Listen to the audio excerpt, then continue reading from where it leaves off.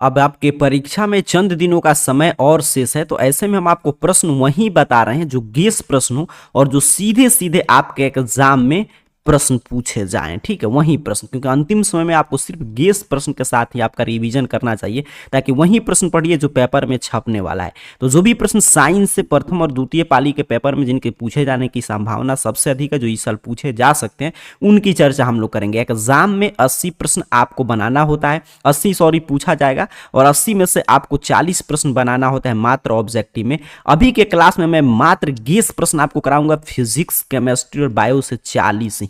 कभी भी आप क्लास को देखिए, शांति से एक एक प्रश्न का आंसर दीजिएगा। नहीं मालूम होगा तो चीजें याद जरूर कर लीजिएगा, क्योंकि मैं बता रहा हूं अंतिम समय अंतिम गेस प्रश्न है। यहां से देखिएगा सीधे सीधे कितना प्रश्न आपके प्रथम और द्वितीय पाली के पेपर में मिलेंगे, और अंत होगा जब क्लास तो बताइएगा 40 में से आपका कुल कितना प्रश्न सही हुआ। मैं टारगेट दे रहा हूँ सभी विद्यार्थियों का कि 40 में से कम 30 प्लस आपको सही करके जाना है, मिनिमम टारगेट है। अधिकतम आप 40 में 40 सही करेंगे तो और खुशी की बात है। ठीक है, तो चीजें आप समझ गए कि अंतिम गेस प्रश्न है फिजिक्स, केमिस्ट्री, बायो से मात्र 40 सटीक प्रश्न, जो कि रामबाण प्रश्न है आपके इस साल के लिए बोर्ड एग्जाम के लिए। तो चलिए शुरू करते हैं, एक एक प्रश्न आने जा रहा है, कभी भी क्लास को देखिएगा, आंसर देते चलिएगा।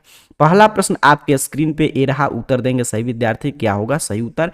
बिल्कुल जैसे एग्जाम में प्रश्न आएगा वैसे ही अंग्रेजी और हिंदी दोनों माध्यम में। कह रहे आपसे कि एक प्रकाश किरण समतल दर्पण पर लंबवत आपतित होती है तो परावर्तन कोण, एंगल ऑफ रिफ्लेक्शन का मान। अब देखिए जैसे यहां पे मैं आपको समझाऊं, जैसे कोई भी एक दर्पण लेकर रैंडमली मैं ऐसे आपको समझा रहा हूं, तो यहां पे हमारा अभिलंब होता है, तो यहां पे जो अभिलंब और जो इसके बीच का कोण बनता है, मतलब ये मान लीजिए परावर्तित किरण, तो ये परावर्तन कोण, और अभिलंब जो आपतित किरण के बीच का कोण बनेगा वो आपतन कोण, कोण आई कोण आर होता है। अब क्या करें कि समतल दर्पण है, मतलब एक दर्पण है जो समतल है, ऐसे है, ध्यान से समझिएगा, ये समतल दर्पण है। अब कह रहा है कि इस पे लंबवत आपतित हो रहा है, तो ये हमारा मान लीजिए आपतित किरण है। तो समतल दर्पण में जब लंबवत किरण आपतित हो गई तो परावर्तित किरण यहीं हो जाएगा, जैसे आया वैसे चला जाएगा, क्योंकि समतल दर्पण है। तो यहीं परावर्तित किरण भी हो गया। ठीक है, तो यहीं आपतित किरण, यहीं परावर्तित किरण। और मैं यहाँ पे क्या बता रहा था कि परावर्तन कोण पूछा है, तो परावर्तन कोण क्या होता है? परावर्तित किरण और अभिलंब भी यही है। देखिए अभिलंब भी तो यही ना है, इस पर कहाँ अभिलंब डालिएगा? तो ये परावर्तित किरण भी अभिलंब भी है, तो यहाँ पे कितना डिग्री का कोण बन रहा है? 0 डिग्री का बन रहा है। तो ऑप्शन ए सही उत्तर हो जाएगा पहले नंबर प्रश्न का। ठीक है, आगे बढ़ते हैं, दूसरा नंबर प्रश्न करे वायु का निरपेक्ष अपवर्तनांक वास्तव में होता है। देखिए यहां पे वायु का निरपेक्ष अपवर्तनांक जो होता है वो कितना होता है? 1.0003। तो 1 के बराबर है? नहीं है। 1 से कम है? नहीं है। 1 से ज्यादा है? तो ऑप्शन सी ग्रेटर देन 1 हो जाएगा। 0 है तो ये भी नहीं है। तो चीजें याद करते चलिएगा। तीसरा नंबर प्रश्न है कि अस्पष्ट दृष्टि की न्यूनतम दूरी, तो जो एक अस्पष्ट दृष्टि मतलब एक क्लियर जो पिक्चर बनाता है एक स्वच्छ आंख, उसका रेंज होता है, परास होता है 25 सेंटीमीटर से लेकर अनंत तक। ठीक है, तो यहां पे देखिए न्यूनतम पूछे तो 25 सेंटीमीटर, तो ऑप्शन ए सही उत्तर हो जाएगा। अधिकतम पूछता तो अनंत होता, तो तीसरा का सही आंसर क्या हो जाएगा? ऑप्शन ए, याद रखिएगा। चौथा नंबर प्रश्न यहां पे देखेंगे, कह रहा है वोल्ट बराबर क्या होगा? वोल्ट बराबर 1 वोल्ट बराबर क्या होगा, ये आपसे प्रश्न पूछा जा रहा है। जहां V का मतलब वोल्ट है, अच्छा C का मतलब क्या है? कूलम्ब है। J का अर्थ क्या समझना है? जूल। A का अर्थ क्या है? एम्पियर है। तो 1 वोल्ट बराबर 1 जूल बटा में 1 कूलम्ब होता है, तो जूल बटा में कूलम्ब, ऑप्शन बी याद रखिएगा। मैं शुरू में ही बता दिया कि सिर्फ अंतिम समय में अंतिम गेस प्रश्न मैं करा रहा हूं, चीजें याद रखिएगा। सीधे सीधे चाहे आपका एग्जाम प्रथम पाली में हो या द्वितीय पाली में, यहां से देखिएगा कितना प्रश्न पूछा जाएगा। 5 नंबर प्रश्न है, विद्युत धारा के चुंबकीय प्रभाव की खोज किसने किया था? Who inverted magnetic effect of electric current? तो आर्स्टेड ने किया था, तो ऑप्शन बी 5 का सही उत्तर याद रखेंगे। 6ठा नंबर प्रश्न है कि घरों में विद्युत आपूर्ति की जाती है, जो इलेक्ट्रिक सप्लाई होता है घर में वो कैसा होता है? तो 220 वोल्ट का प्रत्यावर्ती धारा होता है, और कितना हर्ट्ज पे रहता है इसकी आवृत्ति? तो 50 हर्ट्ज पे, तो ऑप्शन सी। और आवृत्ति पूछता तो 50 हर्ट्ज सही उत्तर करते, तो ऑप्शन सी सही उत्तर हो जाएगा। चीजें याद करते चलेंगे। अब देखिए यही प्रश्न कितना शानदार है, लेंस के कितने मुख्य फोकस है? How many principal focus are in lens? तो there are 2 principal focus are in lens, तो ऑप्शन बी 2 मुख्य फोकस होते हैं, सही उत्तर हो जाएगा। चलिए आगे बढ़ें, अगला प्रश्न देख लेते हैं। यहाँ पे हमारे साथ 8 नंबर प्रश्न यहाँ पे है, ध्यान से देखिएगा। चलिए यहाँ पे थोड़ा सा नीचे कर दूं, मैं आपको दिखाई दे। कह तांबा और जिंक के मिश्र धातु को क्या कहते हैं? मतलब तांबा और जिंक को मिलाने से क्या बनता है, पीतल बनेगा कि कांसा बनेगा कि टांका बनेगा कि स्टील बनेगा, यही प्रश्न पूछा गया है। तो क्या बनता है, पीतल बनता है। ऑप्शन ए सही उत्तर याद रखेंगे। ठीक है, देख लीजिए यहाँ पे मिश्र धातु से प्रश्न था कि कॉपर एंड जिंक को मिलाएंगे तो ब्रास बन जाएगा। चलिए आगे बढ़े, अगला प्रश्न 9 नंबर आपके स्क्रीन पे ए रहा। कह रहा है अम्लीय विलयन का पीएच मान क्या होगा। तो अम्लीय कोई भी विलयन है, यहाँ पे देखिए एसिडिक सॉल्यूशन है, तो पीएच स्केल जो था जिसको लॉरेंसन ने विकसित किया, तो इस पे बीच में 7 बनाया। 7 का मतलब क्या उसने कह दिया कि उदासीन होगा कोई भी विलयन तो 7। अच्छा 7 से ऐसे कम हम लोग जाएंगे 6 5 इस तरह, 7 से ज्यादा जाएंगे तो उसने कहा कि ज्यादा अगर मान जा रहा है तो चीजें क्षारीय है, कम मान जा रहा है तो अम्लीय विलयन होगा। तो अम्लीय विलयन का पीएच मान 7 से कम होगा, लेस देन 7। 7 से अधिक तो क्षारीय हो जाता, 7 के बराबर तो अम्लीय हो जाता। ठीक है, तो ऑप्शन सी इसका सही उत्तर है। अच्छा इसको थोड़ा सा हम लोग यहाँ पे पतला कर ले ताकि लिखने में दिक्कत नहीं हो। चलिए ठीक है, आगे बढ़ते हैं। अगला प्रश्न देखिए, कह रहे एल्केन का सामान्य सूत्र, the general formula of alkene is. ये आपसे पूछा गया, सही विद्यार्थी इसका कमेंट करेंगे आंसर। कभी भी क्लास को देखिए आंसर जरूर दीजिएगा। एल्केन का सामान्य सूत्र अगर गलत हो रहा है तो याद करते चलिएगा। तो CnH2n+2 होता है, तो ऑप्शन सी पे दिया है, तो यही सही उत्तर है। 11 नंबर प्रश्न है कि which of the following is an element of group 0। कौन शून्य वर्ग का तत्व है। तो शून्य वर्ग का तत्व मतलब जो निष्क्रिय तत्व होता है, जैसे हीलियम, आर्गन, नियोन, ये सब चीज। तो यहाँ पे देखिए ऑप्शन सी पे है, क्योंकि इसका आउटर मोस्ट ऑर्बिट में क्या है, जैसे हीलियम का ही 2 है तो इसका आउटर मोस्ट ऑर्बिट में इलेक्ट्रॉन की संख्या पूर्ण है, तो ऑप्शन सी सही उत्तर हो जाएगा।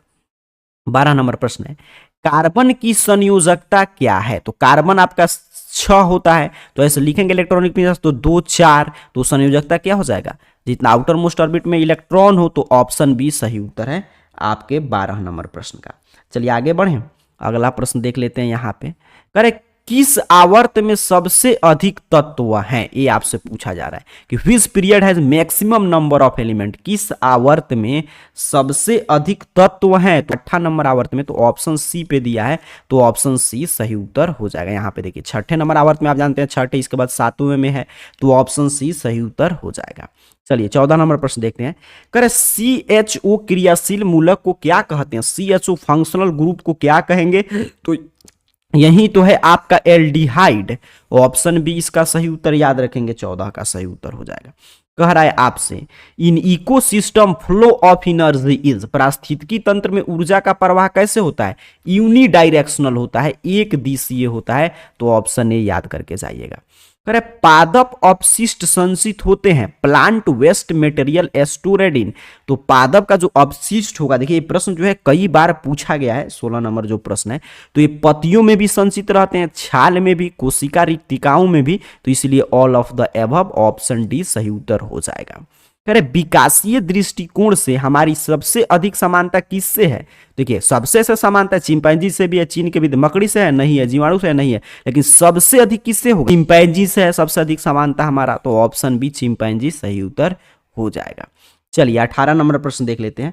कर 18 नंबर प्रश्न कि शुद्ध या ऑक्सीजनित रक्त को हृदय से शरीर के विभिन्न में ले जाने वाले रक्त, देखिए वाहिनियां क्या कहलाती है। तो शुद्ध रक्त तो वही है जिसमें ऑक्सीजन, व अशुद्ध रक्त जिसमें ऑक्सीजन नहीं हो। तो जो अशुद्ध रक्त होता है जिसमें ऑक्सीजन वाला रक्त है, उसे हृदय के शरीर के विभिन्न भाग में ले जाने वाली वाहिनियां क्या कहलाती है, तो वही तो है धमनियां, तो ऑप्शन ए सही उत्तर हो जाएगा। चलिए आगे बढ़ेंगे, अगला प्रश्न देखिए 19 नंबर। नर युग्मक तथा मादा युग्मक के संयोजन से क्या बनता है। तो नर युग्मक और मादा युग्मक के संयोजन से ही तो जाइगोट बनता है, तो ऑप्शन ए सही उत्तर याद रखेंगे। चलिए 20 नंबर पे प्रश्न है, मनुष्य में सांस लेने और छोड़ने की क्रिया को क्या कहते हैं। तो मनुष्य में सांस लेने और छोड़ने की क्रिया को कहते हैं ब्रीदिंग। आप कर रहे हैं, ठीक है, सांस ले रहे हैं, छोड़ने मतलब ब्रीदिंग कर रहे हैं, श्वासोच्छ्वास करना है, तो ऑप्शन बी सही उत्तर है। देखिए कितना शानदार शानदार प्रश्न मैं खोज खोज कर लेकर आई हूं, ध्यान से याद करते चलेंगे। 21 पे प्रश्न है कि दो समांतर समतल दर्पण के बीच रखी वस्तु के मूलतः कितनी प्रतिबिंब बनेंगे। देखिए दो समांतर समतल दर्पण है, इसके बीच आप रखेंगे वस्तु, तो इसका इस पे प्रतिबिंब, फिर इसका ऐसे बनते रहेगा, अनंत प्रतिबिंब बन जाएगा, तो ऑप्शन डी सही उत्तर हो जाएगा। 22 पे प्रश्न है कि यदि किसी अवतल दर्पण की ध्रुव से फोकस की दूरी 25 सेंटीमीटर है, तो फोकस से वक्रता केंद्र की दूरी क्या होगा। तो देखिए ध्रुव से आपका फोकस की दूरी पूछ रहा है, और फिर पूछ रहा है कि फोकस से वक्रता केंद्र, तो वही तो बात है। तो ऑप्शन आपका बी सही उत्तर इतना ही होगा, 25 है तो ये भी 25 ही होगा। आगे बढ़ते हैं 23 नंबर प्रश्न। करे हीरे का अपवर्तनांक 2.4 है, तो हीरा में प्रकाश की चाल क्या होगा? तो अपवर्तनांक हम लोग ऐसे निकालते हैं n बराबर c बटा भी, तो इस पे बैठा देंगे, आपका 3 गुना 10 के पावर 8 लेंगे प्रकाश की चाल, और यहाँ पे 2.4 है तो यहीं से हम लोग कटा दें तो 1.2 गुने 10 के पावर 8 मीटर प्रति सेकंड आ जाएगा। तो ऑप्शन डी इसका सही उत्तर है। चलिए लेंस की क्षमता, तो लेंस की क्षमता आप जानते हैं उसके फोकस दूरी का व्युत्क्रम होता है, जिसे पी से हम लोग सूचित करते हैं। तो इसका एफ को किससे मापते हैं? मीटर से, तो ऊपर जाएगा तो मीटर इनवर्स, या इसे ही हम लोग बोलते हैं डाइऑप्टर। डाइऑप्टर तो दिया नहीं है लेकिन मीटर इनवर्स दिया है, ऐसा unit of power of lens is, तो मीटर इनवर्स या डाइऑप्टर, तो ऑप्शन सी सही उत्तर है। 21 पे प्रश्न आया है कि चंद्रमा पर खड़े अंतरिक्ष यात्री को आकाश प्रतीत होता है। तो चंद्रमा पर जो मतलब कि कोई भी अंतरिक्ष यात्री खड़ा रहेगा तो उसे आकाश जो है वो काला प्रतीत होगा, ब्लैक प्रतीत होगा, क्योंकि आप जानते हैं कि चंद्रमा पर आदमी खड़ा है तो वहां पर वायुमंडल नहीं है, तो वायुमंडल नहीं है तो हम लोग को क्यों आकाश ब्लू दिखाई देता है? क्योंकि हम लोग के पास वायुमंडल है तो प्रकाश की किरण को परावर्तित कर देता है, प्रकाश का प्रकीर्णन का घटना होता है, लेकिन वहां पर कुछ भी होगा नहीं हो पाएगा। तो ऑप्शन डी सही उत्तर है। करे विद्युत धारा की प्रबलता को नापने के लिए किसका उपयोग करते हैं? This is used to measure strength of electric current। तो विद्युत धारा की प्रबलता को मापना है तो ए मीटर से मापेंगे। अच्छा, अगर विभवांतर वगैरह मापना है तो वोल्ट मीटर से, ठीक है, वोल्ट मीटर यहाँ पे है। तो चलिए यहाँ पे ऑप्शन ए फिलहाल सही उत्तर है। विद्युत चुंबक बनाने के लिए प्रायः किस पदार्थ के छड़ का उपयोग किया जाता है? तो नरम लोहा, सॉफ्ट आयरन के छड़ का प्रयोग करते हैं आपका इलेक्ट्रिक मैग्नेट बनाने के लिए। तो ऑप्शन ए इसका सही उत्तर रट जाएंगे। 28 पे प्रश्न आया कि कौन सा अधातु विद्युत का सुचालक है? ये प्रश्न पूछा जा रहा है। तो कौन सा अधातु विद्युत का सुचालक है? ग्रेफाइट है। आप जानते हैं ये धातु अधातु का अपवाद से प्रश्न है, तो ग्रेफाइट जो है ये आपके अधातु, ऐसे आप देखेंगे तो क्या होते हैं विद्युत के कुचालक, लेकिन ग्रेफाइट अपवाद है, ये अधातु होते हुए विद्युत का सुचालक है। अगला प्रश्न है कि आवर्त सारणी में किसी वर्ग के ऊपर से नीचे जाने पर, ऊपर से नीचे की तरफ जा रहे हैं तो धात्विक गुण पर क्या प्रभाव पड़ेगा? तो धात्विक गुण क्या हो जाता है? बढ़ जाता है जब ऊपर से नीचे जाएंगे तो ऑप्शन सी सही उत्तर हो जाएगा। चलिए आगे बढ़े। 30 नंबर प्रश्न देखिए, कह रहे आपसे कि COOH जो है एक कार्बोक्सिल की अभिक्रियाशील मूलक को क्या कहेंगे? कौन सा फंक्शनल ग्रुप है? तो यही तो है कार्बोक्सिलिक एसिड। एसिड है मतलब अम्ल है, तो ऑप्शन सी सही उत्तर। कीटोन है नहीं, एल्डिहाइड है नहीं, अल्कोहल भी नहीं है। चलिए आगे बढ़ते हैं। हीलियम कैसा तत्व है? तो हीलियम जो है आप जानते हैं अक्रिय तत्व है, इनएक्टिव है, तो ऑप्शन ए सही उत्तर हो जाएगा 31 का। आगे बढ़ते हैं 32 नंबर प्रश्न। कर आवर्त सारणी में कितने वर्ग हैं? तो आवर्त सारणी में 18 वर्ग हैं total. How many groups are there in periodic table? तो 18, तो ऑप्शन डी सही उत्तर है 32 का। आगे बढ़ते हैं 33 नंबर प्रश्न। कह रहे जल का पीएच मान, तो जो भी जल होता है उसका शुद्ध जल, उसका पीएच मान कितना होता है? 7 होता है, तो ऑप्शन बी सही उत्तर हो जाएगा 33 नंबर प्रश्न का। चलिए आगे बढ़ते हैं। अगला प्रश्न 34 नंबर। कह रहे किसी पदार्थ से ऑक्सीजन का निष्कासन कहलाता है। तो किसी पदार्थ से अगर ऑक्सीजन कमी हो रहा है तो उसमें रिडक्शन हो रहा है, ऑक्सीजन का संयोग होगा, यही पूछता है कि ऑक्सीजन का संयोग, तब कहते हैं ऑक्सीकरण, ऑक्सीडेशन हो रहा है। तो 34 का सही उत्तर क्या हो जाएगा? ऑप्शन आपका बी याद रखिएगा। चलिए कह रहे वन पारिस्थितिकी तंत्र में हिरन होता है। तो वन पारिस्थितिकी तंत्र में हिरन जो है वो प्राइमरी कंज्यूमर है, प्राथमिक उपभोक्ता है, और जो घास उगा रहा है वो सब चीज क्या उत्पादक है, पेड़ पौधा, हरे पेड़ पौधा, और प्राथमिक उपभोक्ता है हिरन जो उसको खा रहा है। तो ऑप्शन बी सही उत्तर है 35 का। 36 नंबर प्रश्न है, हमारे शरीर में विभिन्न जैविक कार्यों का नियंत्रण होता है। तो हमारे शरीर में विभिन्न जैविक कार्यों का नियंत्रण तंत्रिका एवं रसायन दोनों से होता है। तो ऑप्शन सी याद रखेंगे 36 का। 37 पे प्रश्न आया है कि निम्नलिखित में कौन एमिनो अम्ल के विखंडन से बनता है? ये आपसे प्रश्न पूछा गया है। तो एमिनो अम्ल के विखंडन से, ध्यान से हम लोग देखें ऑप्शन, तो NH3 अमोनिया बनता है, बिल्कुल सही, तो ऑप्शन सी सही उत्तर हो जाएगा। अच्छा CO भी ना बनता है, तो यहाँ पे CO भी, अच्छा यहाँ पे देखें हम लोग तो ख और ग मतलब B एंड C, तो ऑप्शन डी हो जाएगा जब ये ऑप्शन दिया ही है। तो चलिए आगे बढ़ते हैं। अगला प्रश्न कर हृदय में बेस्मों का शीतलन कहलाता है। तो हृदय में बेस्मों का शीतलन क्या कहलाता है? डायस्टॉल कहलाता है। तो ऑप्शन बी इसका सही आंसर याद रखेंगे, डायस्टॉल कहलाता है। चलिए आगे बढ़ते हैं। अगला प्रश्न देखते हैं। करें इनमें किसके द्वारा अमीबा भोजन का अंतर्ग्रहण करता है। तो इसमें किसके द्वारा अमीबा भोजन का अंतर्ग्रहण करता है? कूटपाद से आप जानते हैं अमीबा जो है अपना भोजन वगैरह पकड़ता है, तो ऑप्शन ए सही उत्तर है। 40 पे प्रश्न है कि आयोडीन की कमी से कौन रोग होगा। तो आप जानते हैं इंसुलिन की कमी से मधुमेह होता है, वहीं पे आयोडीन की कमी से क्या होता है? घेघा रोग होता है। तो ऑप्शन डी इसका सही उत्तर हो जाएगा। तो इस तरह में 40 गेस प्रश्न आपको कराए, इसको रट जरूर लीजिएगा। प्रथम और द्वितीय दोनों पाली में आपके परीक्षा में इससे प्रश्न आता है हर एक साल, इस साल भी पूछा जाएगा।